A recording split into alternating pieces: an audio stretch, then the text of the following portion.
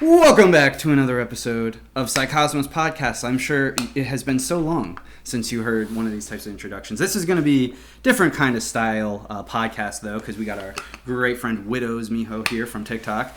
He's been a phenomenal friend of ours. We also got our TikTok live over here. So if you see us looking over here, that's just because we're trying to address some questions. We're going to do a podcast today, but this is also kind of a start of a brand new style of podcast that we're going to be doing along with Widows over here. We're just going to be getting into everything esoteric. We're going to get into a lot of truth-related topics, things that a lot of people don't know about, a lot of extremes.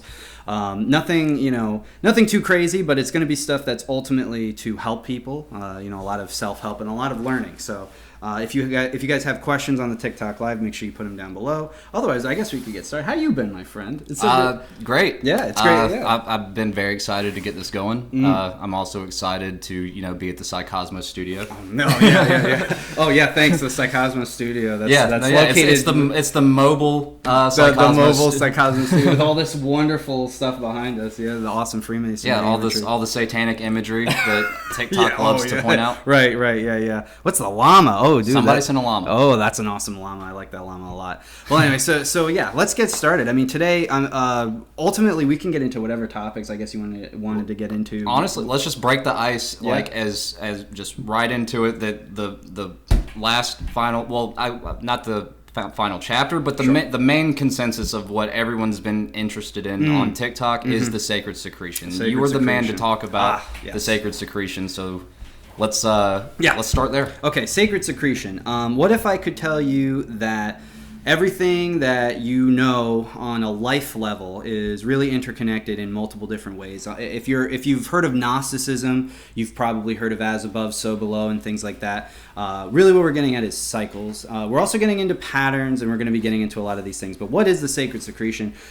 Sacred secretion is something that goes by many, many different names, all throughout different types of cultures and histories.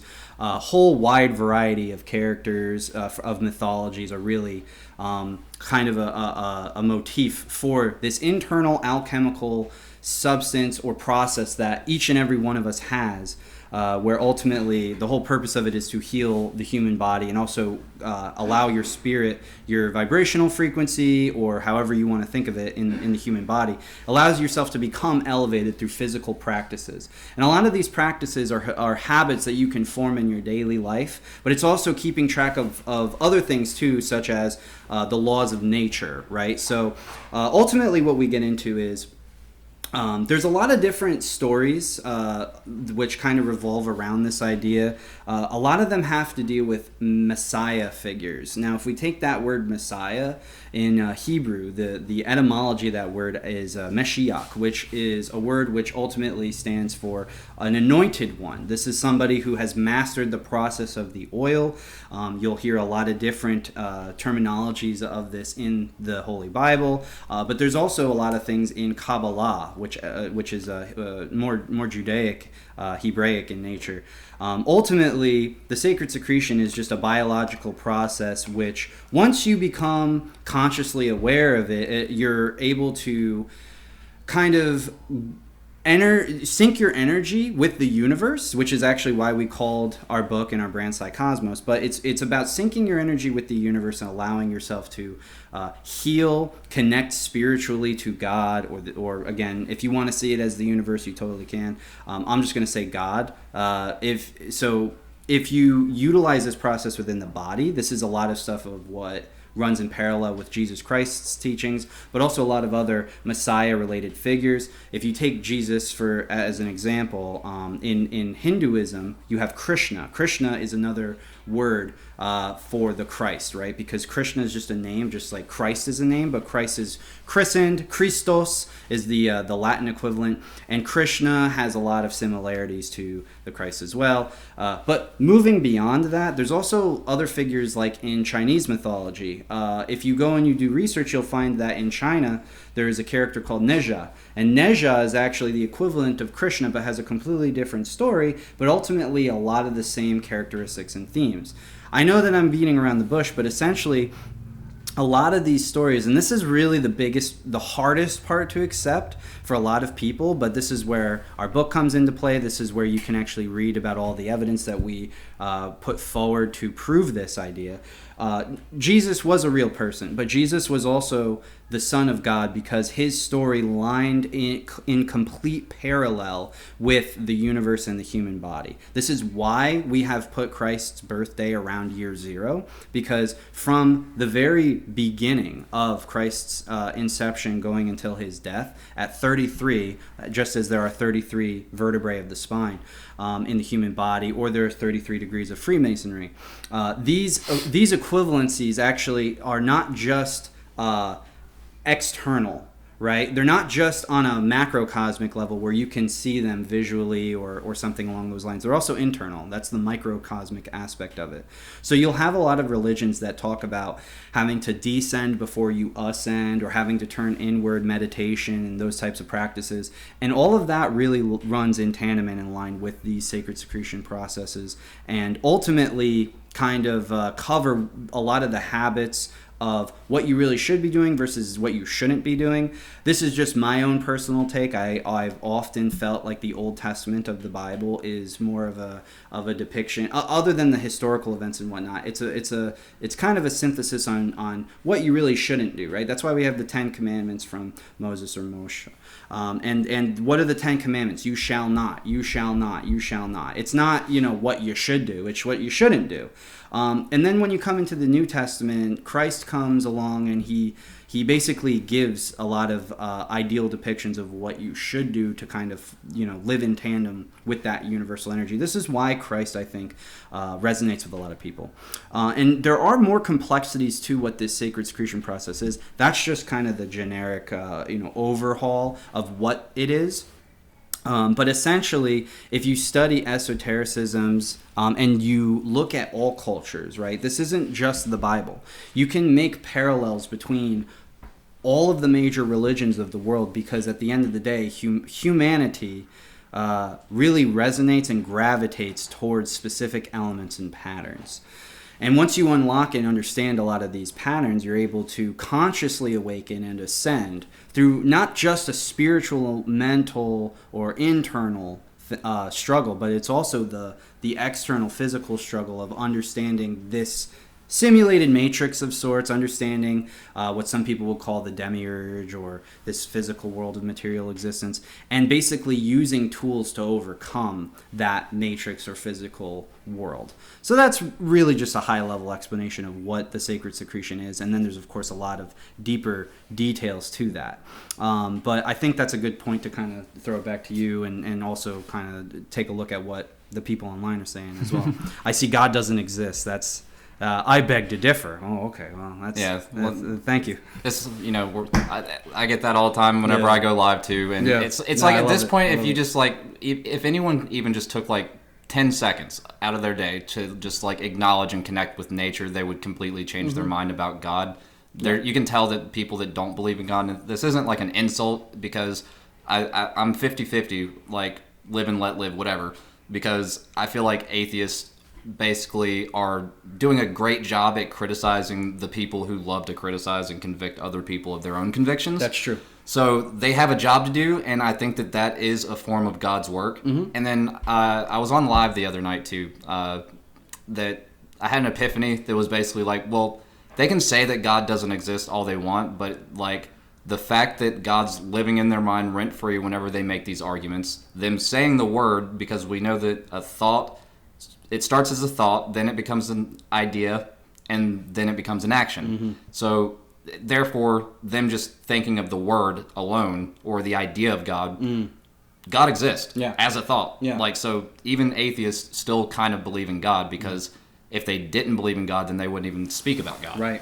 So they're literally manifesting God within their own mind. Yeah. But that ties in perfectly with just how deep everything in this book goes, because thank you. I was able to and I haven't even finished the whole thing. I jump back and forth between chapters and stuff like that, but anytime I sit down to read it, I'm reading the whole chapter, and then I end up reading a few chapters. My goal is to read one chapter a day of something, and I end up reading at least 2 or 3 every time I read it. Thank you. Understand. I've always heard about the sacred secretion, and I never really gave it the time of day. Like, I thought it was interesting. Was like, whatever, like it kind of almost fell into that like new age category for me, where it was just like so many people were just like finding this one thing, talking about it, and it kind of got a little bit like whatever, this is just new age nonsense. Like, but I never like discredited it either. I just never looked into it. Yeah. This really broke it down to such a simplified level, and then it just unlocked so many things within me subconsciously. And then being a Freemason, I was able to even like find correspondences inside of Freemasonry, like missing links that is like no one's really talking about in Freemasonry. And it was just, I don't know, it was just epiphany after epiphany. And so like talking about how interconnected the inward aspects of ourselves spiritually, and then the external, the macrocosm, the microcosm, and then even in with like the secret societies, like it's almost like the secret societies are the internal aspects of like everything that's happening, but then you have like the external or exoteric and then esoteric. Right. So I don't know, just people understanding the process of the sacred secretion, understanding what their bodies are, what made them. It ties spirituality and science together. When those two things fundamentally are supposed to, or we think that they're supposed to like conflict each other. When you combine the two, it's like it's undeniable. Yeah. Like breaking down the planets and like the Big Bang theory. You can tie I can point out in the Bible, like let there be light, Big Bang. It's the same thing. Right. It's just the difference is that people who are not religious, who are not spiritual, they're just like, oh, Sky Daddy, no thank you. I'm not going to believe in Sky Daddy. That's fine, because who they call Sky Daddy is who I call the demiurge. Right. It's exactly. like it's the one that causes people to act out of aggression, ignorance, and be more like aggressive and forceful, because they're using that side of the pillar. They're using the strength side of the pillar, and that's why they never really get past that oh no, if I break out of my shell, my inner shell, my firmament of a skull, then I'm just gonna go burn in hell for all eternity, or whatever they're afraid of. Like it's like the fear keeps you in that lower state of the spine. Yep. And they're never able to make it to where they actually understand what unconditional love is. That's right. And so I love what you just said there, because essentially what a lot of the sacred secretion, a lot of the human anatomy aspects of it, even the Bible says you are made in the image of God. What does that really mean? Does that mean that God looks like me? Because that's how a lot of people interpret it, and that's not what that means. I'm just going to say it flat out direct. Now, I'm not saying that God doesn't look like a person. What I'm saying is that's not how that specific verse should be interpreted. And here's why. Because when you study the Bible, you have to go back to who wrote the Bible. Christians did not write the Bible. So the same Christian pastor or Catholic priest that's up at the front of the room, yes, I'm sure that they are very well educated in the modern day society of what education means. Debatable. And I'm sure that they, even if they're not educated, I'm sure they've dedicated a lot of time to reading the Word. And I'm great. I love that. I love that people are still reading the Bible. It's a 2,000-year-old book that resonates with people. But yet still, so many different people have a different idea of what this verse means and that verse means. And I think a lot of that comes down to the fact that people are literally interpreting the Bible, when really they should be more metaphysically or metaphorically interpreting certain parts. A lot of these verses that were written are really figurative. So if you take, for example, the way that when you study the Bible, we're looking at a whole slew of different verses and everything else. You'll have some people who will say things like, oh, you can't worship astrology. You can't talk about astrology, space and planets, like that's a science, just leave it to its hole in the science. And then I say, oh yeah, totally. Except for, where can you show me in the Bible it says you can't look at the stars and study them? Because it says you can't do witchcraft and you can't do black magic and stuff like that. Where does it say in the Bible, specifically that the 3 wise men were condemned for finding Jesus by how? Looking at the stars. Can somebody reiterate that? Can you tell me, can you explain to me why exactly the three wise men were following stars to find the child of Christ, but we can't look at stars at all? See, there are these little things that people, especially people in the Christian community, I grew up Catholic, I'm not Catholic now, but I did grow up in that environment. These are questions that a lot of people can't really answer. Why, how can you say this about certain things and put them in this bucket, but you can't say this about other things? This is where people are so lost in their modern day. They don't even realize that the planets and the calendar system that you all follow are based off of planets in the zodiac, okay? You have 7 days of the week. If we start at Sunday, that one's pretty easy. Then you have Moon Day. Then you have Tears Day, because then it starts to get a little weird with the Norse mythology. You have Tears Day, which is Tuesday. Tyr is the god of war, or Mars. Then Wednesday, miércoles in Spanish is Mercury. Okay, that's Woden's day. Then Thursday is Thor's day, Jupiter. Friday is Freya's day, Venus. Saturn's day and Sunday, you're living your entire lives by 7 days of the week that are based off of planetary objects. Now, then we go one further and we look at the 12. Why are there 12 months? Well, there's a couple reasons. Number one, there's 12 to 13 lunar cycles every year. They basically took this number of 12 or 13 and they divided it up into the sky. Some, if you go back to the Egyptian days, sometimes they had 10, and then as time progressed, you see this real specific tendency to say 12. No matter if you're in Europe, the Middle East, or China, over in the Asiatic countries, 12 seems to be the dominating figure of the sky. Is that because we had 12 or 13 lunar cycles? It's not. It's actually mainly because we've been cutting open bodies for thousands of years, and there are 12 cranial nerves in the brain. Just like there are 12 tribes of Israel, or there are 12 followers of Christ, or there are 12 Chinese zodiac, or there are 12 European, Greco-Roman zodiac, Latin zodiac, if you want to think of it that way. Even the ancient Mayans had similar zodiac. Every culture had a form of the zodiac, but as time progressed, 12 and 13 seem to be these numbers that everybody wanted to associate with. And a lot of that has to do with the human body. Okay, we look at the 7, we look at the 12. 7 is an esoteric number because if you take the chakra system from Hinduism, for example, there are 7 major focal energetic nerve points in the body. So actually chakras are not wishy-washy pseudoscience at all. They are functionally based on the 12 or the 7 largest points of the body where energy is stored. But then there's also 9 chakra systems, 12 chakra systems. Why so many different numbers?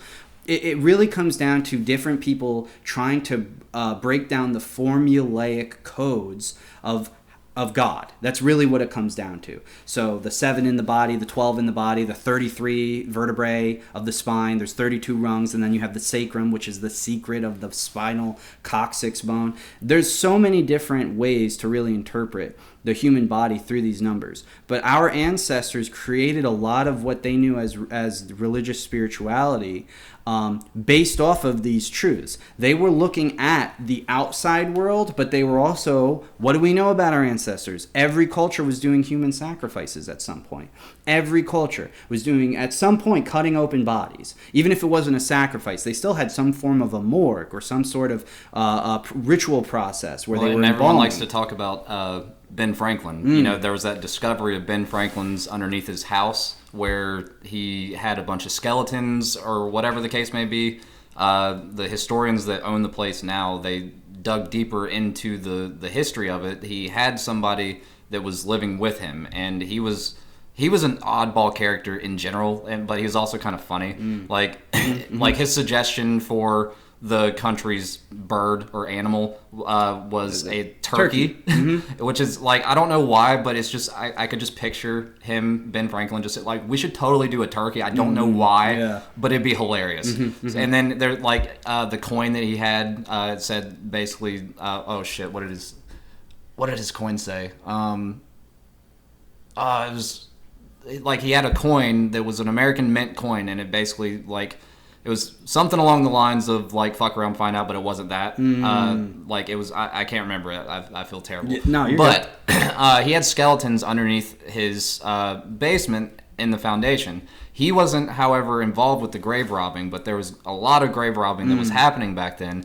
You know, we're talking like mid to late 1700s, and there's no real like major scientific advancement. They don't have x-ray machines. They don't have like the same type of things that we have today where we can study the human anatomy a lot easier. So what they were doing is they would go and like rob graves essentially, and then they like had to dispose of the remains. So they tried to do it as proper as possible without trying to sneak it back into the other graves or whatever the case may be. Now, I'm not justifying what Ben Franklin did, even though he was a Mason, and people think that we have to condone everything that every Mason has ever done. No, but given the circumstantial time period, like they were studying the human anatomy, and they weren't doing it for some weird nefarious reason, whatever the case may be. Like they were trying to study and understand and make major improvements because of the situations like the loss of the Library of Alexandria. All the spiritual nature over time, due to persecution, has always been like burnt or destroyed in some way, shape, or form, and then you've got this person who's kind of leading the pack that they end up killing, and that even ties in with Jesus. Yes, I mean, it does. He led the rebellion, and it was the rebellion that was loud enough to exist 2,000 years later, to where now people are kind of slipping back into old habits that is the exact opposite of what Jesus was teaching. And I think that sacred secretion is the epitome, next to like Kabbalistic teachings as well, like but it, you know, more of the oral traditions. Like he was speaking about oral traditions, and the law that he was referring to vastly went against like man's law. He was teaching the law of nature, and nature is not just like being a tree hugger, like the stereotype likes to make it be. It's everything within the entirety of the whole cosmos, the whole universe. And we wonder why we're tired and depressed, and like that was another major epiphany I had after like the portions that I've read inside the book, is that like I never really even paid attention to the zodiac that much. And once I realized that I wasn't doing that, I'm going out and about in my day, and some days I'm like full of energy, right? It's like just taking it by chance. But then some days I'm exhausted for no reason. I didn't even do anything. But it's because I feel like when the universe has like ways where you can work with it and you can absorb the energy, you can, if you're going against the entire universe, the way that the planets are aligned, when we are basically walking satellites and antennas, absorbing the energy that permeates all around us at all times. If we're going against that all day long, like it's no wonder why we're depressed, why we're sad, why we're like experiencing mixed emotions in general, like, and we can't seem to get it all together because we're working against literally the greatest force that everyone can agree is a force much larger than any one of us. So if we're these tiny, puny little, you know, peas walking around going against that, we're gonna get tired. Exactly. Like, and that's actually really great. What everything you just said is great, because really that's what this epitomizes. This is a lot of what Jesus was also talking about too. Again though, a lot of this stuff has been lost in interpretation, it's been lost to translation, it's been lost by your pastor or priest standing up at the front repeating the same thing that you've heard for the last 40, calling 50, 60 it witchcraft years, and calling it whatever it is. But I'm gonna prove it to you. I'm actually gonna prove it and explain it to you, and I'll give you the receipts. That way you guys can go at home, can go and cross reference and check this. You know, I'm not gonna write a book this big if I don't have sources and details. So this is essentially what we're really getting at here. Remember, I was talking about 7 and 12 and all these different numbers that are within the human body. They're not only within the human body, but they're also in the stars. So as Widows was saying, these people, our ancestors, each and every one of your cultures, doesn't matter where you're from, they at some point in time were cutting open their friends, their family members, and their bodies. And I'm going to tell you why. It's because they were looking looking for God internally. If you are a believer of God and you think that God exists, you've had your own experience with God. But a lot of that has been your own personal experience. You can't prove it to somebody else a lot of the time. That is exactly why they were looking for evidence of God within the human body. And I will tell you, no matter if it was the Egyptians, if it was the Templars, if it was Ben Franklin himself, we have found it and lost this wisdom for thousands upon thousands of years. And ultimately, these are the proofs of it. So even if you go back to Judeo-Christian religion, you go back to the Hebraic religions, if you study Hebraism or Judaism, you might come across what's known as the Kabbalah. Kabbalah is generally, it's 10 Sephiroth. However, it's a very complicated schematic of basically a blueprint of how to attain yourself to go to heaven, how to attain peace and connection with God, love with God, etc., etc. But there are aspects of the Kabbalah which relate to not just the internal body, but also the macrocosm, the space, basically everything above us. Okay, so why did we choose 7 days and why did we choose 12 months? Are these things that we just chose because of what we saw in the sky or what we saw in the body? It was everything, actually. We witnessed that there were 7 what we called the 7 wanderers. This is back in the day. They would be the sun, the moon, Mercury, Venus, Mars, Saturn, and Jupiter. Those 7 bodies in the sky are what we can see as human beings with our naked eye, and we can actually see that they don't move the same way as the other planets do. As the fixed stars. As the fixed stars do. I'm all over the place right now. You're good. The 7 planets specifically, not including Uranus, Neptune, and Pluto, which Jesus does talk about some of those actually in the Bible, but that's another topic. Those 7 initially were the 7 planets that we had a lot of different gods and mythologies about, right? Especially when it came to the sun or Saturn, those were really big ones. Moon was also a really big one. But ultimately, attributes and aspects of humanity were assigned to these 7. And then we also had to cut it open into 12. Why? Because of the way that we perceived the body versus the heavens above. Everybody considered the head to be ultimately the godliest aspect of the body. The brain specifically was the heaven of the body. Heaven is heaved up, of course. What people really are missing is the science of spirituality. That's really the key here. All of these planets and stars, and even the portions that we as humans have decided as the zodiac, this is all just space radiation. This is all a form of magnetic gravity. And you as a walking body, go look up what your body's made out of. Your brain is basically magnesium, manganese, and a couple other elements. Your DNA is like quartz crystal in structure. Your whole entire spine is like a rod of crystals. So you're basically like a giant walking magnet. This is why people get emotional or whatever. You're basically walking around as an inhibitor of energy, whether you know it or not. Well, now you're also the size of an ant in a swimming pool full of these rocks that are floating around that do have somewhat of a power over you in some sense, but not entirely. Once you're consciously aware of it and you understand what these things do, this is why you'll see like people, they'll say, oh, Mercury's going into retrograde, and then you'll have other people make fun of them. It's like, oh, my Capri Sun's in Gatorade or whatever. And yeah, that's super funny. Like, I get it. I don't think that people should worship the zodiac or the planets at all. I think that these are tools that God created to explain and to showcase aspects of how we are formed, and then you map where those are in your life. And I actually have done this so many times where I can guess when somebody was born just based off of their life. I actually did it with widows. I gave him just like the tiniest bit of information and like birthday and like about what time I thought that I was born. I was way off. Yeah. He was more on point than I was. I was about 6 hours off, and he was about 25 minutes off. Yeah. So yep. That's how like interesting. And then even like other parts, and that the time does make a difference, because when yes.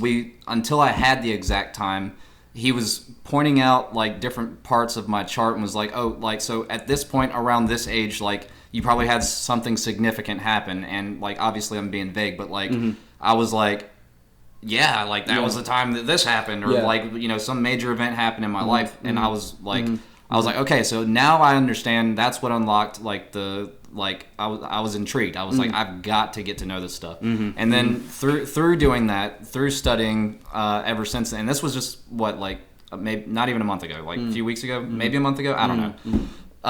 But I like to just, especially when it comes to scripture, because that's what everyone holds dear. And so like I'm going to backtrack a little bit to what you were saying about how like people tend to think that this stuff is off limits. In scripture, if you read the original tongues in Greek, like the words that were used for heavens and so on and so forth was, even whenever Jesus himself was saying it, he used the word Uranus. And Uranus was a Greek god called Uranus at the time. So that raises enough questions as it is. Like, so if it was being translated as that, people try to make the argument, oh, it's a association fallacy because like it's just the word that, but no, they were capitalizing the letter. And I know he wasn't necessarily speaking Greek, even though like I'm sure he could, but like it was just being jotted down that way. The simple fact that even though all the people were talking about a god named Uranus, they were basing it off of all of the planets with all the other like Mercury and so on and so forth, the wandering stars. But then you've got Yeshua who's talking about like the heavens of Uranus, and then that being tied to Uranus, and then that planet wasn't discovered until the 1600s. So, on paper, scientific community accepts, Right, exactly. So then how do you explain that 1600 gap? They'll say something like, oh, he was just using it as language, but it's like the simple fact of them attributing it to a god, because that wandering star was not visible to the naked eye. Nope. So he's talking about things that were literally undiscovered, and like that alone is significant. Yeah, like that's significant enough. So where you can just tell that getting into this stuff is like it changes the whole game of scripture too. Yeah. This is something I haven't even revealed on TikTok yet. I think we've talked about it, but even whenever he's speaking specifically about the Father, when he's saying the word Father, the Greek word that's being used is pater with a capital P, or whatever the P is for but it's pronounced pater. And so if you look at these words like the Spirit of truth, the Spirit of this, the Spirit of that, and then the Father, there's different words that can be attributed, paralleled with the Greek gods that are equivalent to Egyptian gods and so on and so forth. You've got the Father pater, which is Dispater. Dispater is basically the same thing as Neptune. So when he was saying the Father, he was speaking about Neptune, and then again it gets into this whole thing of like Neptune is the god of the seas, so the god of the waters, the waters that separated the waters at the beginning, moving his trident around. Then that gets into the Shintav, the Shintav of the sacred secretion, the Shin being at the top of the skull, being the crown, and then the Tav being the base of the spine in the Luz bone, and then everything else in between. So it's like up at the top is Father Pater, like, and then Pater is it even literally means father, so it's a personification, and then people think that like talking about like this Hellenistic idea that just other gods can't exist, there's only Jesus and that's it. That's demiurge talk. Like that's the same thing that the demiurge said, was that I am the only God, there is no other but me. It's like God's pretty lonely if that's the case. Why would God not want to have multiple experiences and experience every aspect? So it scares people when they start talking about this, but it's like it gives more validation to Christ and through the teachings of Jesus, because that's the intelligence that this individual, this supposed peasant from Galilee had this wealth of knowledge and was trying to teach this to people. And then we wonder why today this like whole push of I'm not saying that it's wrong to be monotheistic. I'm not saying it's wrong to be a Christian. I consider myself to be a Gnostic Christian, obviously, and I push the boundaries. Yep. That's just because the world is so off balance because of this whole patriarchal thing, and they're not in tune with their bodies. They're not understanding the way that it correlates with the entire universe, and then they're dismissive of the idea that Jesus could ever mention another god until you start bringing up the original tongues. Right. Even if you take the word Uranus and then transliterate it into Hebrew or Aramaic, which people say that's the language he was speaking, guess what it transliterates into and the definition is? Still Uranus. It's literally the Hebrew word for Uranus, and that's how the Hebrew language works, is through phonetics. It's a phonetic alphabet. Yes. And that's where our alphabet. Alphabet. Yep. Alphabet. It's people just are so dismissive, and they wonder why. They wonder why they're so aggressive. It's because everyone's literally living in that base part of their spine, and they don't realize it. That's exactly it. And that's where the hero's journey and all this energy talk comes into play when it comes into the human body.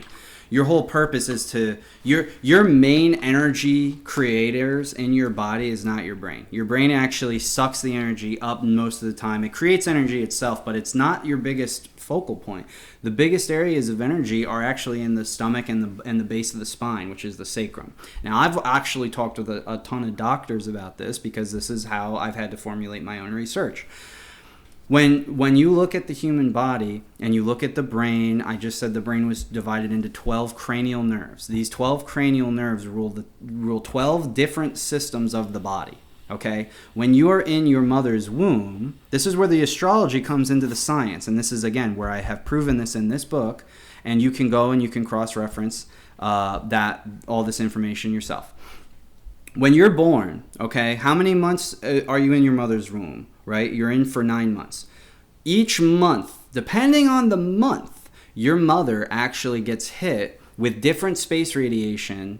Just from soaking in it, just from sitting in it. And because she's pregnant, she's actually, all of the lower nerves of her body are I wouldn't use the word inflamed, but they're hyperactive because they now have to grow the belly out. And most of the female's nerves are located in the lower part of the body, whereas men's is in the upper part, which is why they actually get a lot more muscular. They have all that strength. So there are more nerves in the lower part of the female body, and that makes them more susceptible to energy. This is actually why a lot of dumb guys will say things like women are more emotional, but that's not really the case. It's just that they're more susceptible to other people's energy. This is why some women sync up with their fertility cycles during the month. And they've already done the science of this. The doctor's name was Eugene Jonasz. He was a Czechoslovakian doctor in the 60s before birth control came out.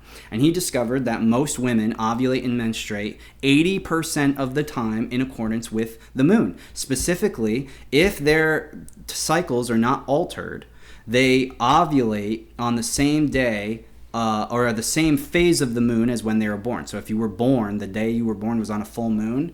If you're not taking birth control or what have you, you have like a good 70 to 80% chance that you're going to ovulate almost near the full moon almost every single time. And you'll probably menstruate around the new moon every single time subsequently, because that's how it works. Isn't it kind of odd that the moon cycle runs perfectly in tandem with a woman's fertility cycle? Yes, it's not actually odd at all. These are patterns of God's creation that are within all of us. So we have this moon, which goes through 12 to 13 cycles every year, depending on where it picks up and where it drops off. And those cycles of the moon, what sign of the zodiac the moon is in as it runs along what's called the ecliptic, or what phase the moon is in, these actually have an energetic influence on everybody. This is why life is really hard to kind of say, oh, well, the first Thursday of every year, the same thing is going to happen. The first Thursday of the first, in January, the same thing's going to happen. It's not like that, because our calendar system, which was changed in the past, does not run in tandem with the planets anymore.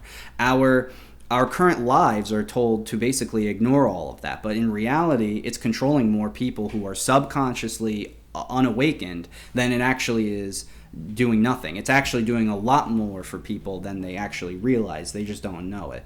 Now, again, I do not condone worshiping planets, zodiatry, or any of that. They were never meant to be. They were never meant to be. They're just tools. They were meant to be respected. If you even look at the etymology and grammar and all that stuff, that's the big thing. It's very, very important. And people don't pay attention to it. They take something, and that's why I don't even like the numbered system of the Bible, because it gives people the validation or whatever to go back and just take something out of context. Right. You have to read something in its entirety, but like the etymology of words is extremely important, and like looking at that specific word, I'm trying to remember like what it exactly goes back. It just means respect. Like ultimately it just means respect. So worship, and like people say all the time, worshipful master. Like why do you call people a worshipful master? It's like, for one, I don't really like call people. It's not like we have to call the master of the lodge like worshipful master, like we have to like bow down to this guy or something. Like, no, we voted that person, and it's a term of endearment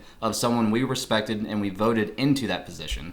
So even when you're like worshiping something, when people say like, oh, you worship angels, or like, you know, I've been doing a lot of the angel magic videos lately and stuff too, it's not like really worship, but it's like worship doesn't mean what people think it means, because the time that it was used back then, it just meant that you were giving respect to something that is just another aspect of God. Yes. So, and I love what you said. Yeah, working with angels, working with the good spirits of different planets and their energy, whatever you want to call it, it's all the same thing. Yeah, it's all ultimately they're tools of God. I mean, if you're somebody who is a believer of God and you want to dismiss these things, then you obviously have not read the full works or even transliterated it like the way that he and I have both done that. And there's some that are just blatantly obvious. Yeah. Like the Bible verse, what is it? Hebrews 1:14. Hebrews 1:14, and there's another psalm that I can't remember exactly which one that is either. But there's like, I found at least 40 plus different verses that supports the idea of angels being there and being created to work for us and assist us. Like, everyone's perfectly okay with having a guardian angel or whatever the case may be, but when you set up an altar or something to like try to get this angel to work with you, but doing it through God's will only, then somehow people have an issue with this. Right. It makes no sense to me. And it's like, if you want to see quicker and faster results, like prayers getting answered almost instantaneously, like obviously it's not just like go from Sunday school church learning or Sunday service sermons jumping right into angel magic. Like, obviously you've got to like get out of that experience and get yourself into some sort of initiatic experience to raise those levels of consciousness. That's right. Because you're basically asking for something. It's like I compared it to the president of the United States, who has like, and it's not to say that the president is God or anything. This is just so people can understand the process here. It's like, if you're trying to get in contact with the president of the United States, there's levels you're gonna have to go through, right? Like, I can't just call up Joe Biden right now. Like, I wouldn't want to anyways, but like, there's, even if you wanted to just be like, oh, he's in town today, so I'm gonna go and like try to bombard my way in there just so I can say what I need to say to him. There's Secret Service that's gonna be very protected. Where do you think we get the ideas for this type of hierarchical structure? There is ways to get in touch with the head person or God. You're just going to have to go through a whole lot of people, and you're going to have to take the steps to get there and earn your way there. Yeah. Right? So it's like, not saying you have to get into politics to meet God. Right. But there is that similar system when it comes to working with angels and working with like archangels, especially. The archangels is like, those are the ones that I attribute to like Michael and everyone else. But then there's also a specific angel for each of the 12 zodiac. And that's who I started working with. And when I'm talking instant results, people think that it's like, oh, I'm just trying to get rich. Like, no, it has nothing to do with that. Right. Not monetarily, at least. Spiritually, it's spiritually different. rich. Yeah. Like, you can awaken things in you that have been asleep for a very long time. Like, this is the type of information that cures depression. Yes. This is the type of information that cures anxiety. You don't need like this like nonsense medicine that's being forced down our throats. Yep. Or like what society has to offer. Yeah. God has given us all the tools that we need, and it's all spiritual. And that's what Yeshua came to teach. Yes. That's what Jesus came to teach, was like, don't worry about this man-made nonsense. It's all a bunch of bullshit. Yeah. Get closer to God, Yeah. and then you'll be able to realize that you are God. You are another aspect of God. Mm-hmm. These angels are created to serve you, and they want to serve you. Mm. They're just waiting to be woken up. And then I even have this theory too, is that basically people are sitting around waiting for Jesus to come back with Michael and lay the law down and murder the devil and like all this other stuff. Like, I do think that is an internal process. But I'm starting to go back into the idea where this is 100% possible, but I don't think it's going to happen until the world is consciously aware that we have to break out of this man-made system. Mm-hmm. We have to have enough people. It's like a majority rules type of voting system, like a 2/3 vote. Mm-hmm. Ironically, a third of the angels fell. Mm-hmm. So I think that we need to have enough people that are woken up to the idea where they don't need the church hierarchy system. Right. They don't need to feel that mediator, and they can go directly to God, however they identify with God, but then work with all aspects of God, because then that's when we're going to be able to actually bring the angels of God down to lay the smackdown on the devil, right? Like, I love what you just said, because it's all about elevating your energy and awakening consciousness. Right. Why do you think we're seeing animals go in a circle? And I'll just give you the reason. It's because of the magnetic pole shift. Okay, this is all energetic. Everything that's in Scripture, if you actually look into the etymology of it, it's all energy. Every person who says things to counteract stuff like, oh, well, you can't look at astrology, all this stuff, I listen to my pastor, I listen to my rabbi, whatever, they're living in fear. This is exactly what these institutions wanted to do to you in the first place, is keep you in that lowest rung where you have to question every thought that you have in relation to connecting with God or Christ or the Holy Mother or any of that. What they're doing is they're locking you inside of Pandora's box, and you are the only person who can really bust that box open and find the hope that's at the bottom of the box. Okay, so ultimately speaking, what he's getting at, you're talking about this 2/3 majority vote thing. That's 100% true, because ultimately, at the end of the day, if every single person were to understand this science that I've outlined, they could raise their vibrational frequency, awaken their consciousness, have their own personal connection with God, and then that raises the frequency and the vibration of the earth, which actually makes everybody's lives better. So it will heal the planet, it'll heal the animals, it'll heal the rainforest, it'll help global warming, whatever you want to call it. The issues that we're seeing right now, this whole global climate crisis, it's purely an energetic one. Even if you go and you read the science, prove to me in any of these studies where you're just talking about, oh yeah, here's some carbon emissions and blah, blah, blah, blah, blah. None of the science actually says it's a carbon problem. It's all about the energy of the Earth's magnetic poles are all getting all wonky. And a lot of that is blamed on human activity. And that I can concede. There's probably a good bit of it. But the human activity is less about how much you're driving, and it's more about, are you being a piece of crap who's sitting on a couch and not doing anything with your life because you're depressed and you're miserable and you're making everybody else's lives worse. Right. The world has convinced us to sit on our asses and do nothing to spiritually build, because it's all been taken care of for us. Jesus is coming back to save the day, and he's bringing his army of angels. Yep. We have to be the army of angels. Right. That's the whole point, and it's not a call to action. Is like an insurrection type of thing.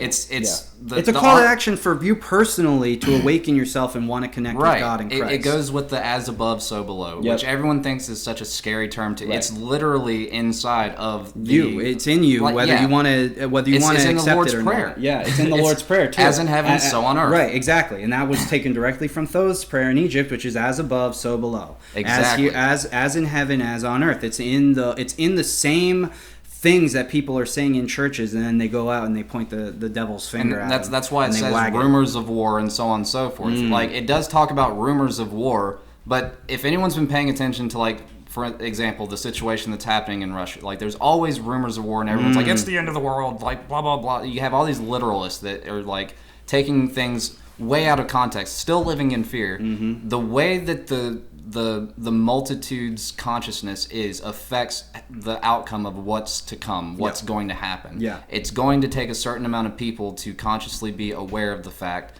that everything happens in correspondence in 100% there's a parallel universe that's happening all around us at the same time. Like the energy of our ancestors exist in a vicinity, like that's why when you go to like a historic place that maybe your ancestors owned, you start to absorb and like remember energy. Things. It's all energy. It's all a form. It can be bottled down to energy. I'm not saying that's all it is, because it's not. It's just it's like reductionism reductionism has been literalism and scientific reductionism is the biggest issue, because that's where you have religion and science like being like polar opposites, when spiritual science was the original science. That's it. All stems from spiritual stuff. And so with the whole as above so below thing, until people actually start to like form the rebellion against this like demiurge system that is convincing you that you're powerless, that you are just here waiting for your Messiah to come back and all this other stuff to like whoop ass. Like, no, Jesus said that you are just like me, and then he washed his disciples' feet to prove that, and then he was like, you guys are going to do greater things than me. So how is sitting on our asses doing absolutely nothing and giving into the system that he came and specifically spoke against? Why are we just sitting back and just waiting for him to do the job, when everything that happens here corresponds with exactly what's happening in the spiritual heavens, and so on and so forth? Exactly. And even if you want to boil it down, you want to be an environmentalist, you want to be a politician, whatever, every single problem that you think is in the world starts with each individual person. Think about it like this. If you want to be a big climate change activist, going back to my previous example, if you want to be that doesn't start with people dumping all this crap into the ocean. That starts with somebody having the idea to dump all this crap into the ocean. It starts as an idea first, and that starts with people's personalities, their morals, their habits, their intents. What do they want to accomplish, and how they're going to accomplish it? So if you change people's perspectives to be a lot more positive and loving in that sense, that's what we're really getting at, and that's what this teaches you. It teaches you basically, how do I connect with Christ? How do I connect with God?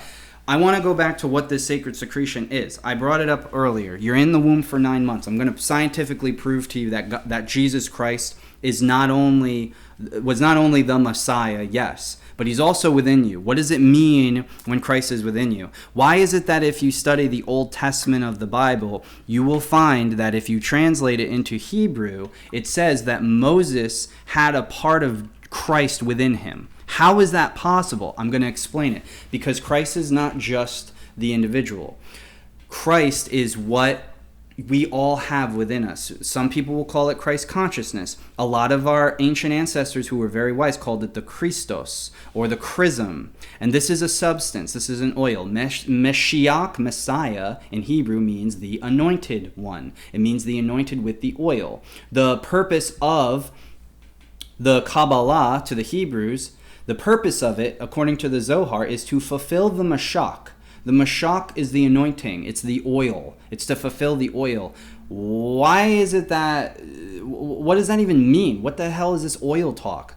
It really comes down to that inside of your body, there is a play or a series of events which occurs, which aligns perfectly in tandem with the story of Christ, and also with a lot of other Messiah-related figures all throughout different cultures. Essentially, when you boil it down, a lot of different cultures had a Meshiach figure.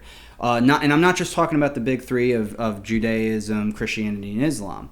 Let's go to China. Again, I brought up Nezha. Nezha is the third lotus prince, third lotus being the third chakra, being the solar plexus. We're going to get to that later. He has to go down into the pits, and he has to defeat a serpent, and then he dies, and then he's reborn, and he rises, and he ascends to heaven with a whole bunch of really interesting esoteric weapons. Krishna of India, very similar story of having to defeat his counterpart, and he's also Shiva, which is the sun archetypal figure of the Hindu trilogy or trinity of the Father, Son, Holy Spirit, Brahman, Vishnu, Shiva.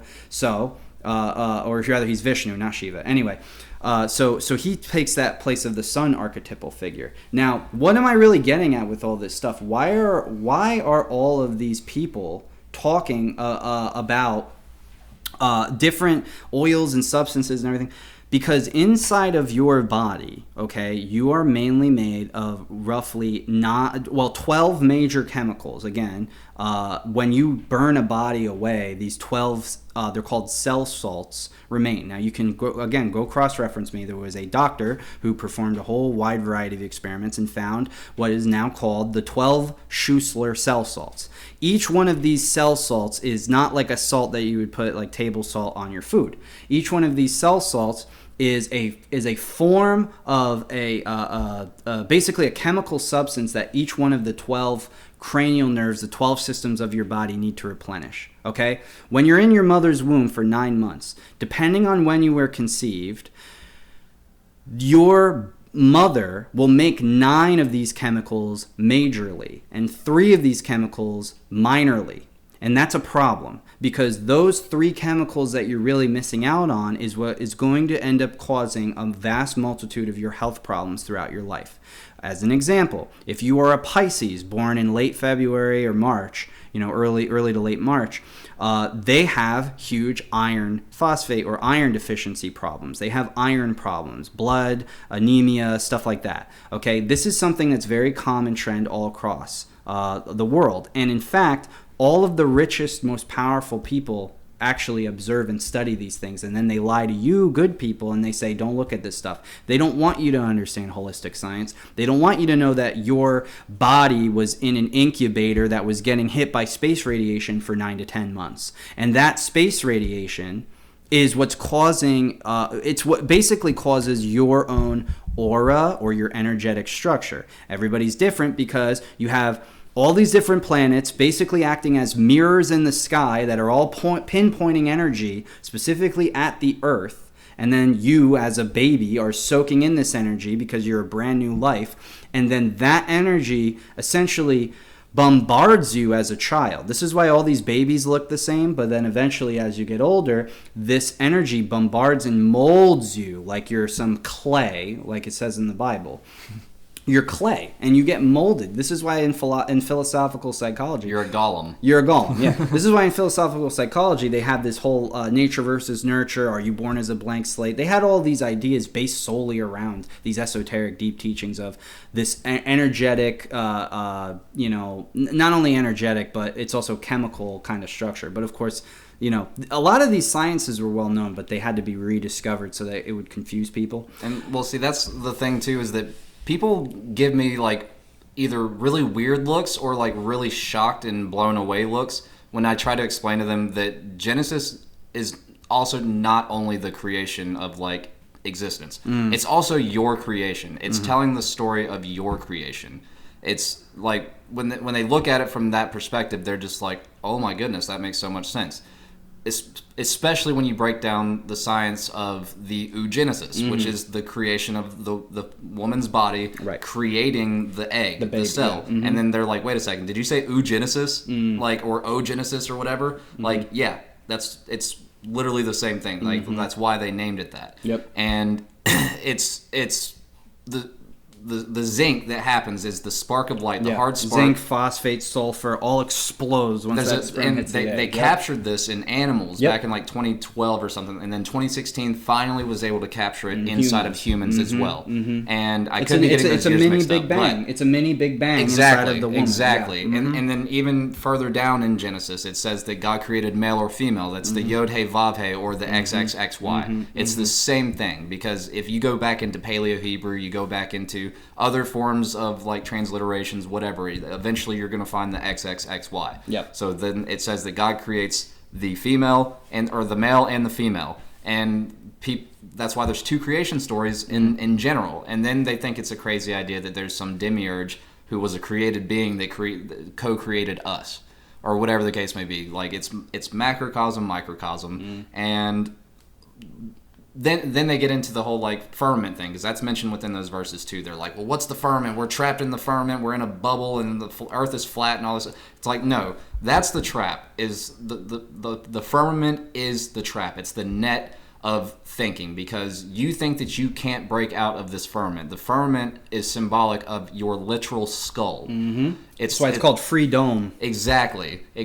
Like, if you feel that if you believe and you convict yourself to being stuck inside of a firmament, then you have entrapped yourself, because your level of thinking is never going to get past the firmament. It's never going, like, and you cannot be receptive, and that's what closed-minded is. People can be as open-minded as they want until they get into this firmament thing, and they're just like, we can't escape the firmament. I blew right through that thing, like what's his name in Willy Wonka at the final scene where he rides the elevator and just shatters through the glass. Yep. Like that's what that movie even represents. Yes. It's telling us that we are so much more capable than what we are led to believe. The world wants us to believe, because the world leaders that wants to keep everybody here, that everyone blames and says is Freemasons, it's Frankists. Like it's no one knows who Jacob Frank is. Yep. If you want to know like the gist of it too, he has a great chapter inside this book that reveals Jacob Frank, and honestly, he was a little bit more nice than I am about Jacob Frank. I don't give Jacob Frank like any leeway, and he was not giving him any leeway either. He was just, you can do so much with a published book, right? Like, and then obviously you could create some enemies. But basically, you don't want to be closed-minded. You have to open your mind. The firmament can be broken, and then that's how you become receptive and start to understand how everything is starting to work around you.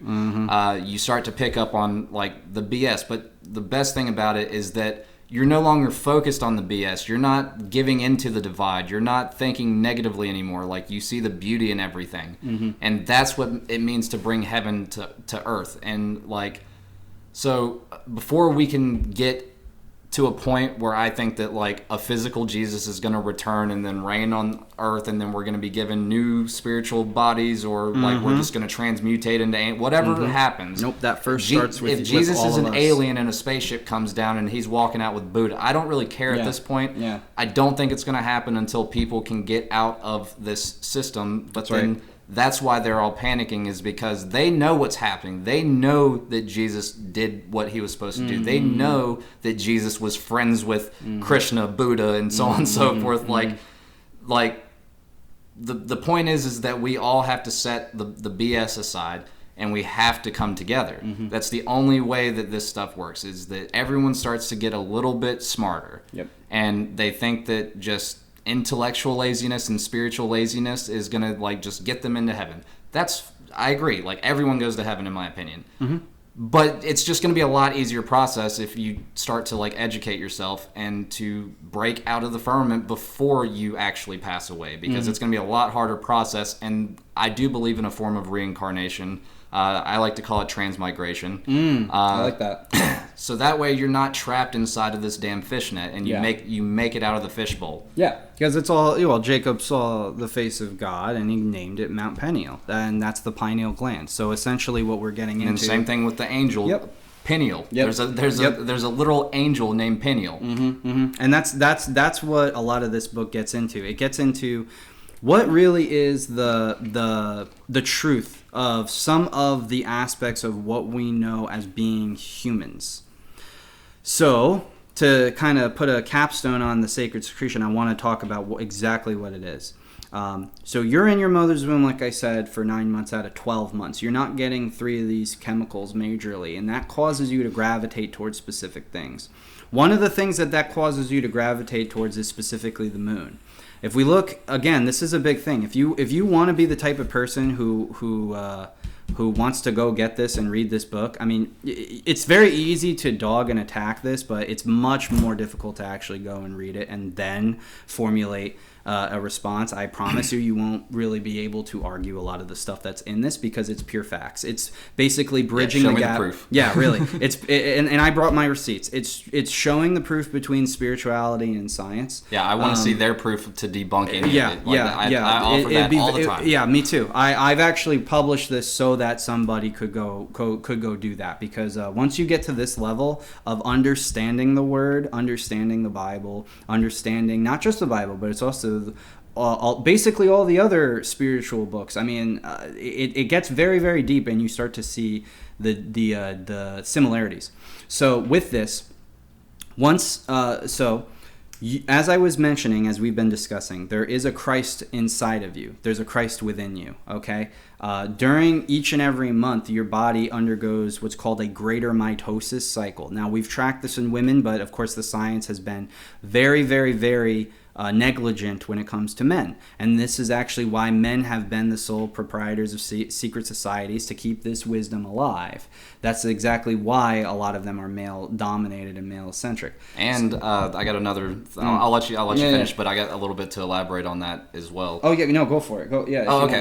Go for it. So the main reason, and people ask me this all the time, and I didn't really have like the best answer. Like, it was still a good answer. I was just like, well, it's a fraternity, and then, there's a whole lot of brother rhetoric going on. Like, it'd be kind of odd to, have like a sister come in and just calling her brother or whatever. Or there's situations within the ritual that like a woman would not be okay, exposing a part of her body that, like it's okay for men to expose, but like a room full of men, whatever. Like, that was the answer I usually gave. But like, if we go into the story of like Isis and Osiris. Osiris was separated into 7 pieces. Yep. There's the number 7 again. Yep. And then Isis like went to complete the body, like gathered all the pieces. Set basically scattered them all over the place. Set represents the combative nature of man. Right, so it's like Set is the one who basically tears someone apart, and so Set is essentially like the adversary, the demiurge, or Satan, right? And then you've got Osiris, who was like you and dismantled. You have to come to your completed form, which aligns with the 7 chakras. So mastering your seven forms, which also corresponds with the 7 liberal arts and sciences. Yep. And women are naturally born with the motherhood nurturing aspect. Yep. That's why, like, again, this isn't stereotypical, this is just science. It's science. That women get moody during that time of the month. And then this is where even the color spectrum comes in and plays a role. The rainbow. Why was the rainbow talked about in the Bible? The spectrum, the 7 colors, number 7 again. This is the color red has always been attributed to like basically like Mars and Ares, the war god, and aggression and so on and so forth. So like when women, produce red during that time of the month, and so on and so forth. But then after becoming pregnant, their breasts produce white. Right. So red and white. White is pure. And then same thing with if we were to get a scraped knee.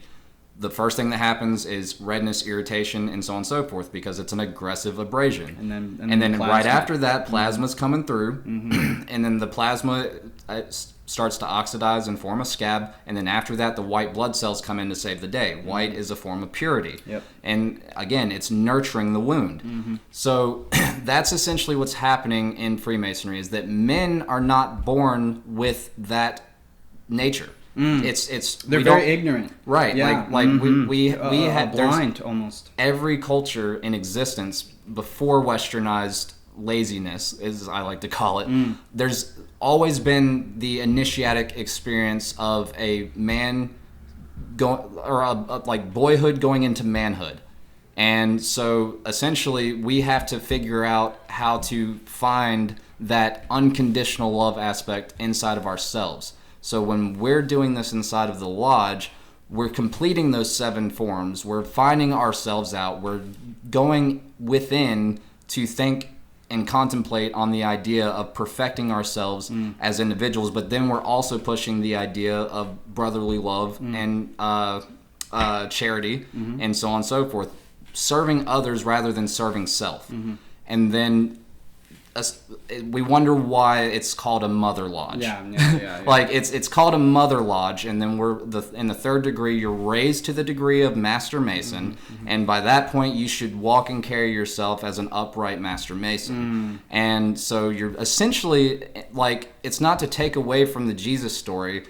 or to people. Mason people, literally is Ma son. It's exactly. People say that we're trying to recreate Christ. No, what we're doing is we're finding the parts of ourselves that are incomplete as individuals, right. And then we're finding that aspect of what the whole point of unconditional love is, and we're doing it with, we're being born again, essentially, inside of the Mother Lodge.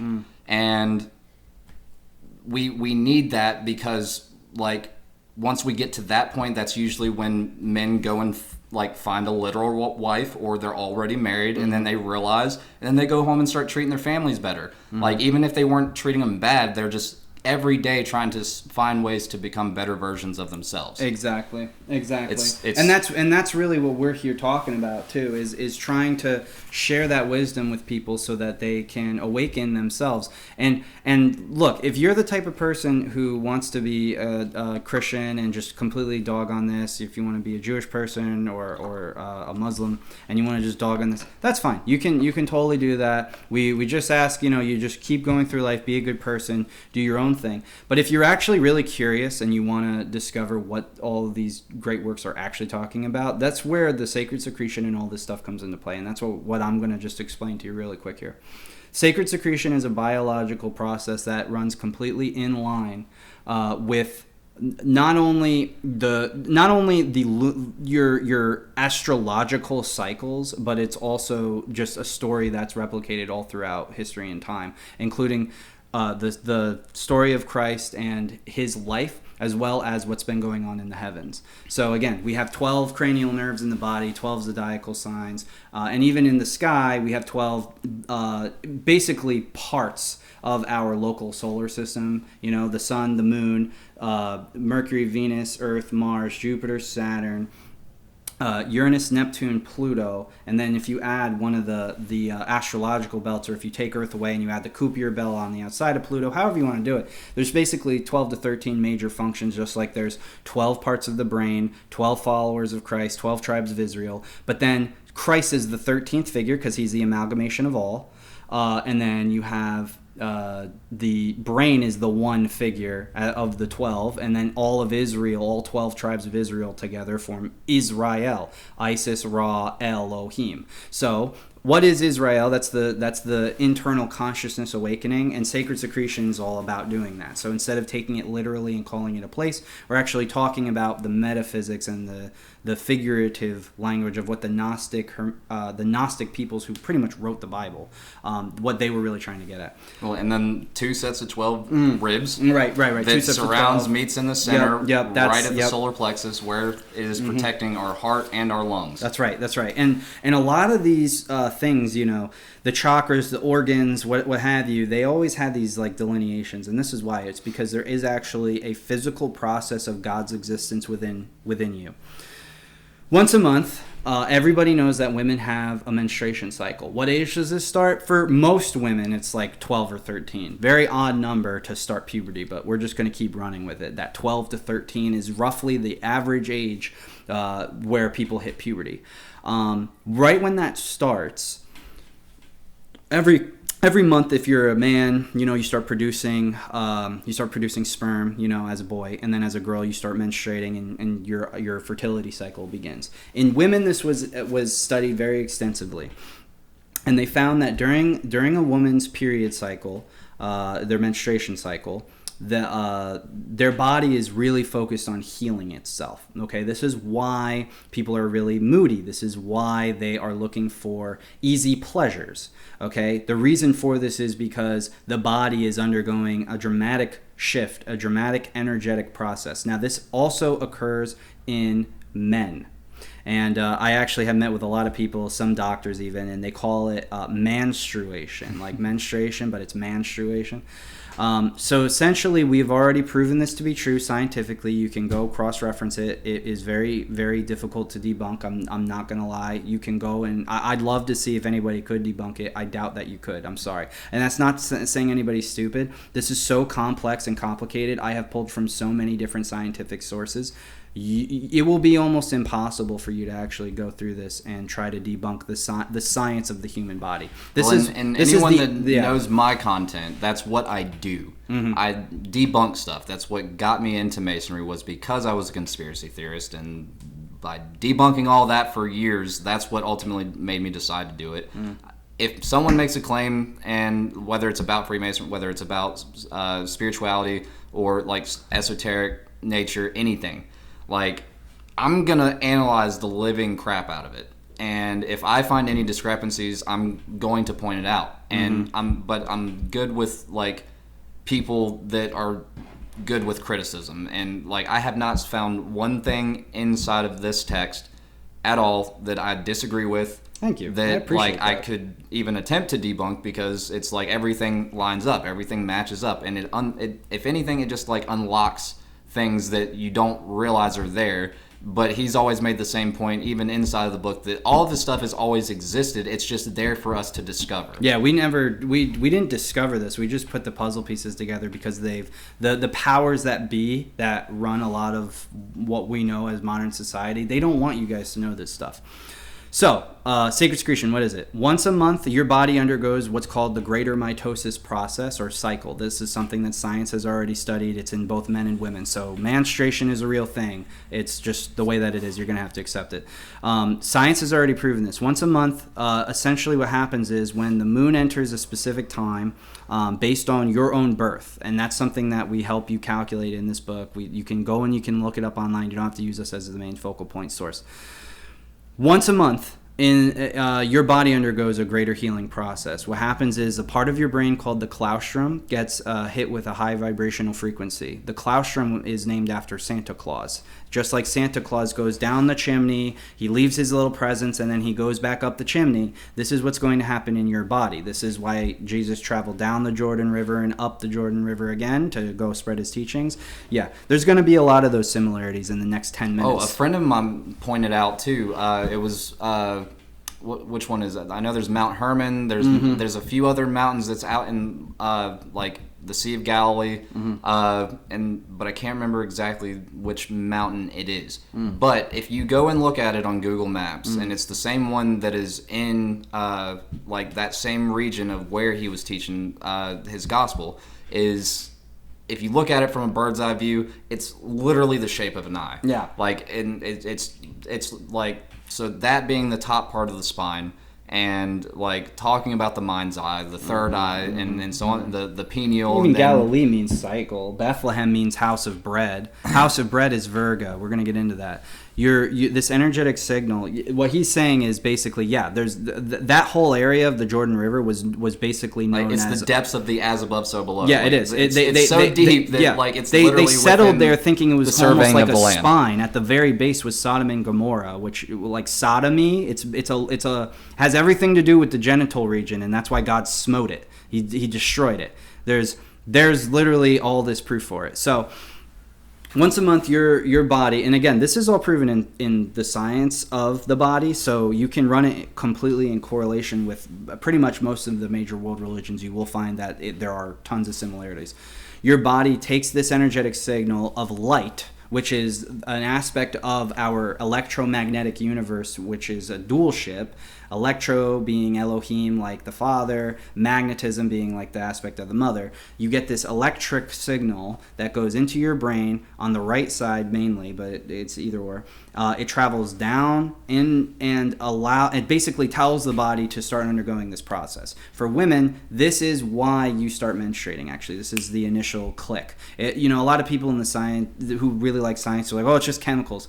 Do you know what causes those chemicals to be stimulated out of your brain? It's vibrations. So your brain actually needs to vibrate in certain parts for these chemicals to get released, and those vibrations come from energy. So if you see something, or you hear something, or you smell something, taste something, or if you are subconsciously bathing in radiative energy, which is swirling all around you. We've already scientifically proven we have what's called a Taurus field. Again, that's Taurus, like the zodiac sign. I'm going to get back to these things. It probably we're going to have to save for future stuff.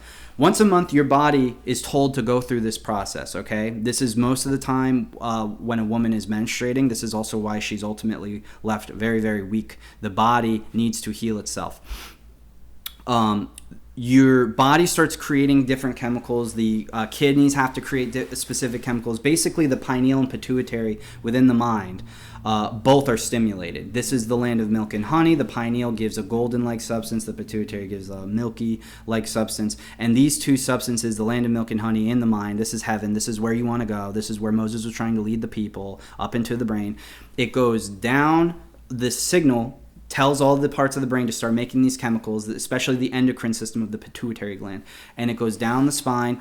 All of that signal starts to tell all the major organs of the body to start congealing different plasmas, different forms of energy. A lot of it comes from the spleen. The spleen, by the way, is associated with the star Vega. Vega is the star which is associated with Christmas. So the spleen is literally the organ of Christmas. It is the autoimmune headquarter of your body. This is where your body takes most of its plasma, white plasma. It's mainly made up of 25% white pulp, 75% red pulp, and this is how your body cleans itself, okay? So your spleen uses a big portion of this plasma once a month to basically go into the solar plexural area, right where the celiac nerves and arteries are, all these ganglions that you have that are connected in this major focal point here. The solar plexus, like the sun in the sky, like Jesus, the Son of God, which, by the way, is a lot of sun worship too. This is why you have the three. You have Islam, which has the moon because of the way that their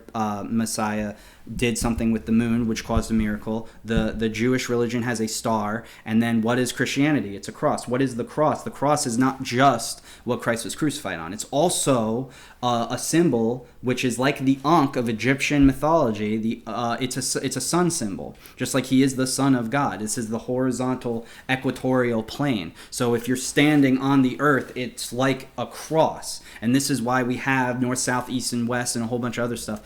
Anyway, and one more thing to interject too is that people think that like Egypt is also just something that's off limits. They're just like, I'm a Christian, so you talk about all that Jewish stuff is just kind of scary, or like you're talking about that Egyptian stuff because you're a Freemason and y'all secretly worship whatever. Like, no, when I speak on this is just what's in the Bible. Mm-hmm. Like, you just take this and Google it yourself. If you think that I'm lying, go and look at the Bible verse that talks about when Jesus was brought down from the cross, and then they prepared his body with aloe and myrrh, and then wrapped it in white sackcloth. Go look up aloe, myrrh, ancient Egyptian embalming practice. Yep. You will see that that's exactly what it was. That it was ancient Egyptian mummification for pharaohs and kings, Egyptian pharaohs and kings, and so on and so forth. Jesus was embalmed. Sorry, Mary Magdalene. It's in the Bible. If you don't know that, you haven't read the Bible. Go read it. It's in the Bible. If you don't know your stuff, we're just going to call you out. I'm sorry. Exactly. The messianic figure of Christianity was literally, and so obviously he prepared his death. He knew what, he had to teach this to these people because these people had no idea. They were just going along with what they were taught. That's why they're called disciples, and so on and so forth. We got to accept the fact that that's how Jesus was wrapped up. It wasn't in the Shroud of Turin. The Shroud of Turin, that was dated back to the Renaissance, and it perfectly parallels more with being the cloth that was on top of Jacques de Molay, who I believe is part of, I'm 100% on board with the Christ bloodline, I think that Jacques de Molay was a prominent figure as the last Grand Master of the Templars. He died being rotisseried by the Roman Catholic Church. Didn't feel an ounce of pain, supposedly. That's the lore. Was that he was taken out, didn't feel an ounce of pain. You can't tell me, and these guys were masters of the Zodiac. Like, all of the Templars were the strongest warriors on the planet. And they were doing things that no other humans were capable of doing. And they were absolutely learned in all of the mysteries because they allowed other people into their order, because they allowed the Sufis and the sages and everything. They got along. They were like, listen, like, we met up with these people called the Cathars. We're kind of Gnostic now ourselves.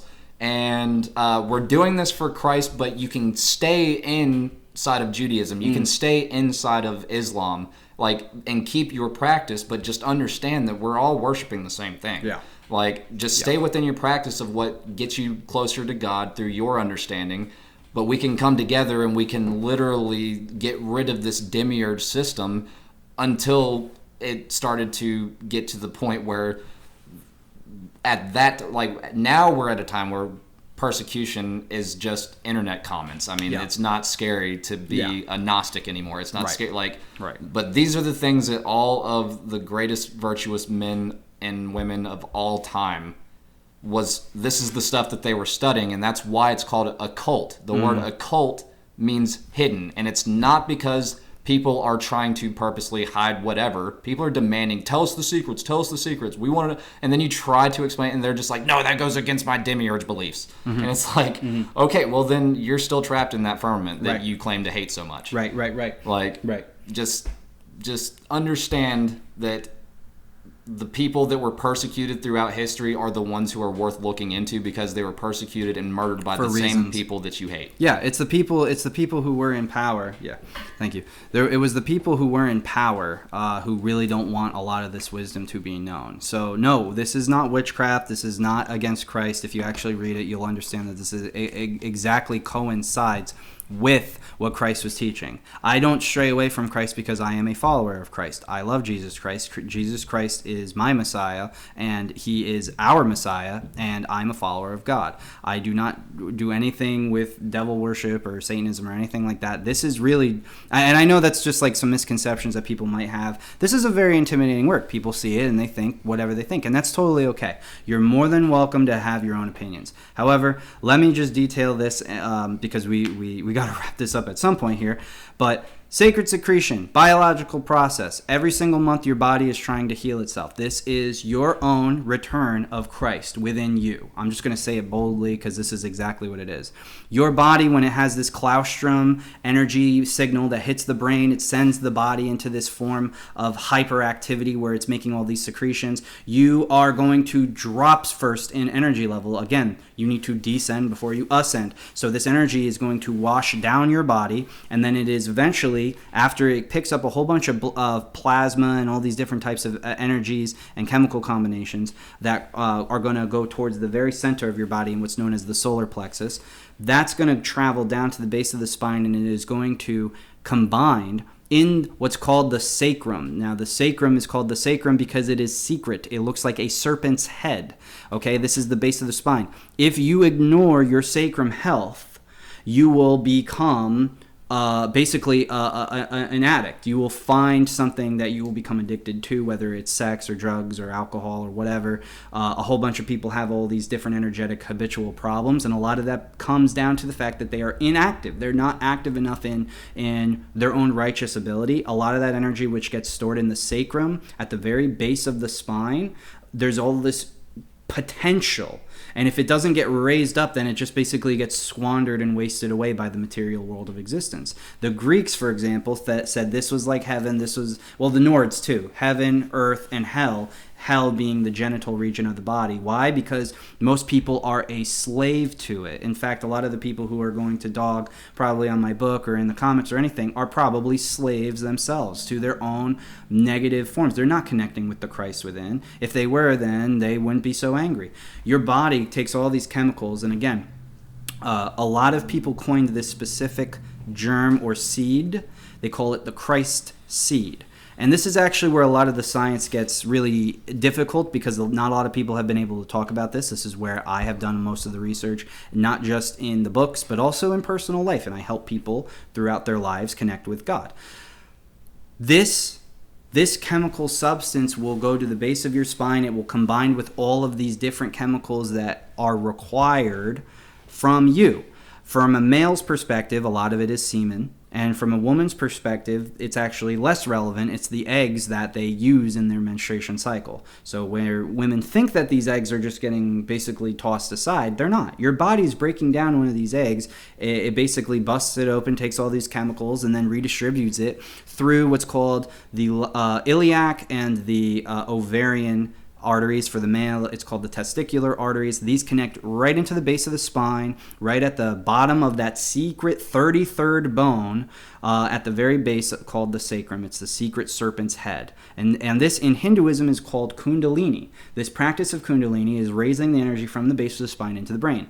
Once this chemical combination occurs, and this is actually the big misconception. What does the mainstream media tell you? Oh, if you're on your period, you should eat your chocolate and maybe have sex or do whatever you want and just be hedonistic, give in to your desires. It's actually supposed to be the opposite. This is the time where you're supposed to be healing. Women who are in the spiritual community that I work with, and I work with thousands of them, they're wonderful women. They have wonderful lives, plenty of money, happy children, happy spouses. How do you think they get here? They do their yoga. They pray to God. They do all the good things that they're supposed to be doing. You can't just be somebody who says, I believe in Christ, and then you'll go to heaven. That's not how it works. I'm sorry. You can't just say, I accept Jesus, and then you'll just magically go. You have to put in the work. Was like Jesus the didn't even spiritual say rebel. That. He didn't say that. Yeah. Jesus never said, oh, yeah, I'm your God, and if you believe in me, you'll go to heaven. Show me where he says this. No, your pastor told you that. Show me the chapter. Your priest told you that. Your rabbi who says it about Abraham or anybody else. Every single person's going to lie to you. You don't need anybody else. You don't need me or him or anybody to connect with God or Christ. Spiritual rebel that it was the shot heard around the world, and that's going to be a preface for the next episode. It was the shot heard around the world that we still hear to this day. So you got to be the spiritual rebel. If you're going to be like Christ, and like he said, you're not only like me, you're going to do greater things than me. You've got to be the peaceful spiritual warrior. How do you win a spiritual warfare? You learn their fucking game. Yep. I'm going to drop the F-bomb because go for it. Whatever. Yep. That's the whole point here. They want you to think you're defenseless. They want you to think that you're powerless, but you have all the power within you. He said it himself. Listen to the teachings of what he said. Everything outside of the red letters, if you're a Christian, everything outside of the red letters is commentary. That's it. Everything that the red letters are is the closest thing that we have to the authentic teachings of Christ. Therefore, take that for what it's worth, which is worth 1,000 words per word.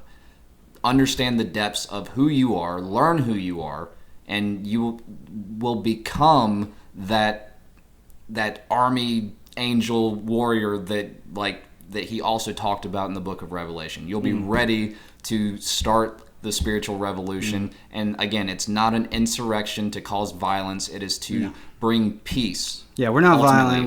We as long as you're believing whatever you believe, as long as it's bringing you closer to God, rebel and against being the world, everything the and world being has a good to offer. person. That's ultimately the penultimate truth. But everybody has a different definition for what that means. And I love what you just said, because that really is the key, is learning their game. It's what is the system that currently runs you and your family and your friends and even the church. Sorry, I've already proven it. The church is corrupt. It's got corruption labeled all over it. Why do you think? I mean, you're going to give all of your attention and your time to the same people who are going to do heinous things to children, and that's in any of the spiritual communities. By the way, I can prove in external hymnals that were written in the much latter churches, in the different Protestant Reformed churches, even the hymns that are being sung.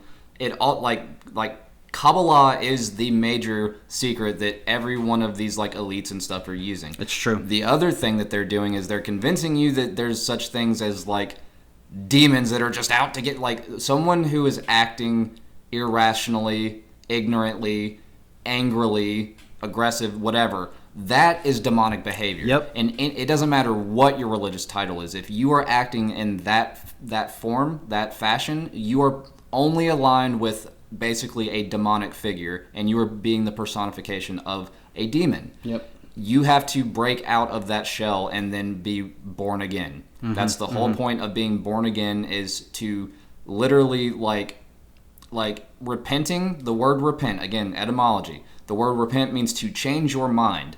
You can take that at a surface level. Changing your mind is changing your thought pattern and everything else within it. It's literally transmutating and using spiritual alchemy to transmutate yourself from a lesser substance spiritually into a spirit of gold. It's proven through the fact that we can do this with base metals. We can take herbs and spices and then create herbal medicines out of it. That's what they were studying. We have to do this within ourselves, become born again, and understand, again, who we are. Exactly. And that is actually what tie it all back together so we can put a pin in it. That's what sacred secretion is. Your body undergoes this process. You make these substances once every month. These substances were akin to Christ because they were considered plasmic. They were plasma of the body. This was the highest vibrational form of content within your body, and your body undergoes this incredibly intricate, difficult to understand process every single month. Every single month, every one cycle of the moon, which is a month, that's what it's named after, your body's doing this. And your body does this like a whole bunch of times every year. And you know what? Everybody who wants to sit here and dog on it is the same people who are going to neglect it. They're gonna neglect and ignore the inner Christ within and not awaken that Christ consciousness due to hatred and their own closed-mindedness, because they would rather have faith. They would rather have fear in God rather than faith in God. Why do I use that? Because all the people who dog on this stuff have not read the Bible front to back. They have not interpreted it at full length. They listen to their pastor, they listen to their priests, etc., and they listen, my family was very religious. I watched my family do it for 70 years, and they got nowhere, like they're good people, and they definitely believe in Christ, but they got no evolutionary benefits from going to church. All they did was go, they showed up, put their money in the basket, ate their cracker, drank their juice. A lot of people like that stuff. Transubstantiation is super important. The bread and the wine, that's what we're talking about, the sacred secretion. The bread and the wine, the transubstantiation. Do you know in the Catholic Church, when you take when you do this and you take the body of Christ and you consume it, and then you drink from the blood of Christ, that is called the process of transubstantiation. In Greek, transubstantiation, or in Latin, it comes to mitosis. That's what it's called. So the transubstantiation is actually the mitosis cycle. What is mitosis? It's replication of cells. It's literally that first thing that God did, just like the Big Bang within our own. It's the figure eight. It's the figure eight. It's if you want to consider God's beginning or whatever to be that Big Bang in the scientific sense, then fine. But even your own beginning of your own universe of all these cosmic makeups within you, that started with a Big Bang from your father's sperm and your mother's egg. Well, and that even gets into the science of how we technically existed in like our great grandmother's womb at one point, and then like the eggs that were passed down. The eggs were passed down. And then same thing with the sperm cells in our great grandfather. Like we were basically being developed inside of like our great grandparents. Right. And then we came to fruition. And if you get into the family tree stuff, you start to see that it literally took thousands upon thousands of people for you to simply exist. If one of those people in that family tree did one different move at all, then you would not exist. And every single one of those people lives within you, within your DNA code, within your structure. And then that gets into the whole past life thing. Yep. Like you have weird versions of deja vu when you hit an area of, like, you hit an energy field of an area where one of your ancestors probably spent a moment in time and probably had the same exact experience. And you're thinking it's your experience, which it is because it exists within you. Mm-hmm. It's all energy. I tell people that that's why it's very important to, like, not only raise your consciousness level, and it's the goal's not just to get to your brain, not just to get, like, having the faith of a mustard seed. That's the pineal. That's the pineal gland. Yep. Because it's the size of a mustard seed, but it's also making it in combination with the unconditional love aspect of the heart, which is tied together by that same nerve that you were mentioning earlier. I don't remember the name of it. Celiac nerve. Yes. Mm-hmm. So that's the silver cord inside the Bible. Yep. It's what connects the mind. And that's why a lot of the time it's a girdle, and it's always connected to that red sash or the silver cord with Mother Mary or Mary Magdalene or anything. And it's always around the solar plexus. Why? Because that's the epitome of where a lot of these energies congeal, is right here at the center point. Energy goes down, and a plasmic chemical Christ seed substance comes up into the brain. Right here in the vagus nerve, in every single body, there's a cross, essentially, of nerves. This is again the metaphysical or metaphorical explanation for the crucifixion of Christ, because there's actually a cross and bundle of nerves, and this is the hardest part for it to funnel up into. A lot of the time, almost everybody in this live, including myself as well, at some points we have just neglected ourselves in the time where our bodies need the most healing. Now, what does that sound like? Like, once every month I'm supposed to make major sacrifices. I'm supposed to stray away from bad things and allow my body to heal so that my energy can restore itself. I can raise my vibrational signature, and then I can connect to God.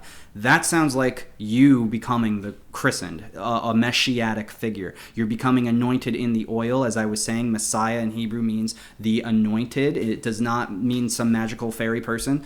Messiah means the anointed one. It means somebody who is anointed in the oil. In order to fulfill the Kabbalah, it's to fulfill the Mashak. According to the Zohar, Mashak means anointment of oil. So what you're doing is you're anointing yourself. You're baptizing yourself. Why do they call it baptism by fire? Because it's plasma. Okay, this plasma is a water fire. It goes through your body, cleanses it, and then when it comes into the brain, it activates the pineal and pituitary glands to secrete all these chemicals, cerebrospinal fluid, which is the land of milk and honey, which causes your cup to runneth over. This is the holy grail of what the Templars were looking for. This is your brain hyperactivating, creating what's called CSF, cerebrospinal fluid, which is the literal tree of life. It's the magnetism that exists in everything. Yes. Us individually, the planet, every other planet, the universe itself. It branches outward like a tree and then goes back. Yep, and it goes back all throughout the body and heals your body. If you make a big, nice, great amount of this cerebrospinal fluid, if you activate the fulcrum within the inner thalamus of the brain, spark the pineal and pituitary gland, specifically the pineal gland, that's really like the God gland, if you want to think of it that way. Massive amounts of DMT are flooded all throughout your body. You start to have a higher awakening, a higher consciousness level. This is physical, alchemical enlightenment. This is not witchcraft. This is not anything like that. This is stuff that Christ literally was talking about, but because nobody is interpreting it or understanding it properly, we're getting a whole bunch of problems. Now, I'm not saying that you have to interpret it my way. What I'm saying is, if you check the receipts. Yeah, check the receipts. If you read this and you can debunk this, then do it. Like, I'm not don't be that type. That's how we progress, anyways. Yeah. Is we learn off of the teachings of others. So it's everything that I speak of on my TikTok, everything that's spoken about in this text, everything that's spoken of in other texts. It's meant to be challenged. Yes. And it's okay to challenge things. That's how society progressed. That's how we had Atlantis in very far back history. That's how we had ancient civilizations in Egypt that can build things that we can't even figure out today. When it's pretty simple, if you really start to dive into tapping into the universal spirit, really being born again in the spirit. And the way I look at it is that it's like a memory bank. Our whole life experience is one big memory bank, and then when we die, that memory bank has to be transferred somewhere into the cosmos, right? So you can live your life stuck in this firmament mindset, and then you live as this servant type, wage slave, whatever. You're gonna end up being like that. It could be go back and try it again. You didn't get it figured out this time. Go back. But so you can either be a wage slave when you die, or you can be this warrior archangel, and then you'll really learn your full potential when you actually see yourself inside of a dream, and you're just completely blown wow, because you even in Revelation, that was a manual for us to have our individual revelation. Yeah. So I challenge people. I challenge people to try this stuff. And if you're wanting, say you're a devout Christian, you want Jesus to come back, I just challenge people to try this. Keep it within Scripture. Keep it within what makes you comfortable, but do it in a sense, and let's just try it, because everything else that we've been trying is not working. It's just causing more and more division. So let's try something that's actually going to potentially bring back a messianic figure, right? Who, however Jesus decides to come back, if that ends up being the case, let's try it. Why not? Right. So on that, we'll probably have to start wrapping up here, but I want to just springboard on that. and I want to speak to the people not only who are going to be watching this later, but also in this live right now. If you are somebody who is on a spiritual journey and a spiritual path, I'm sure that some of the things that we've said have probably really resonated with you, and that makes my heart very happy. Only because I want everybody to take full advantage of their time and opportunity to connect with God, love Christ, love even the Holy Mother. That's very, very important. I think that a lot of people are not connecting on that level. If you're going to be the type of person, though, and I have seen some of these comments here, if you think that this is total BS, 100%, I love that. Go ahead and try to debunk this stuff then. If your understanding of your religion can blow this out of the water, I want to know that. I want to know how your perspective can absolutely shatter what every major culture, including Christianity, has discovered, has uncovered, has unfolded in the evolutionary progress of human beings connecting with their Father, God. I want to see you put your word on the table. I want you to see you write a book that's this size and debunk everything that I have, because what I have purported in this book is the true history, the true realities, the true sciences of what it means to connect to our spiritual higher planes of existence, our spiritual higher selves, or God. It really has become a thing where I have helped hundreds of people with this science on how to better understand their bodies and connect to the universe in a spiritual way.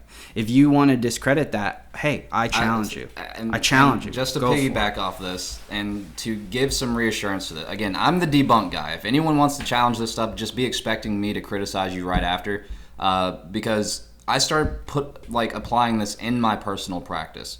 And when I tell you that, I've always felt the presence of God since I came back to God, and it's only gotten stronger. But it's gotten to the point now where the most recent thing that happened was I felt the literal secretion happening. Yes, I felt it from the highest point of my skull, we got two other guys behind the camera nodding, because this is a real thing. And if you go and you study this yourself, look, what am I telling you? I see somebody spamming, how long does it take? Roughly about like 3 to 7 days a month. Okay, what am I really telling you? I'm telling you, take 3 to 7 days out of every single month. It aligns with a specific time of the month, however, so you're going to have to do research on your own self for that, because this is you connecting with God and you connecting with the energy around you.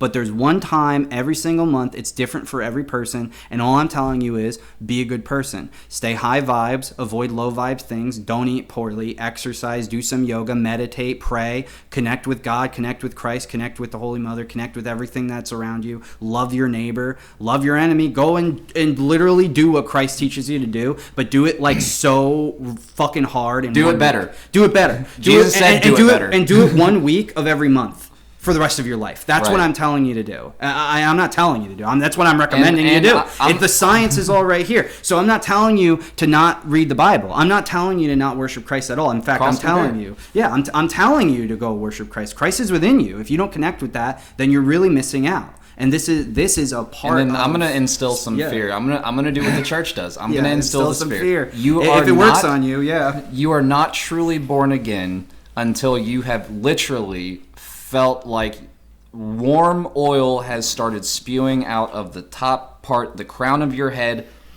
surrounding your entire brain, and then going down your spine. It's true. Until you actually physically feel that sensation happening, you're not truly born again, and you're not understanding the full potential that you have, or what Christ taught. And we're not saying you haven't done that or haven't gotten to this point, because a lot of people do this and activate this completely by accident. They don't even know what this process is in their body, and a lot of people are really into health and fitness. There's a reason why people who are really attractive end up making a lot of money and being very, very successful. It's because it's the same reason why a CEO who works really hard is going to have a lot of money and be very successful. They also work with angels. A lot of them do, and some of them work with other figures, but the point that I'm getting at is action. It actually takes action. You cannot be, and I'm not going to tell what people can can or cannot believe, but I will tell you in my own personal experience, the people who tell me things like, oh, well, all you have to do is have faith and believe in Christ and then you'll go to heaven, they have the most miserable lives of anybody that I know. They think they're the best Christians. The trick is everyone goes to heaven. And they don't read the Bible.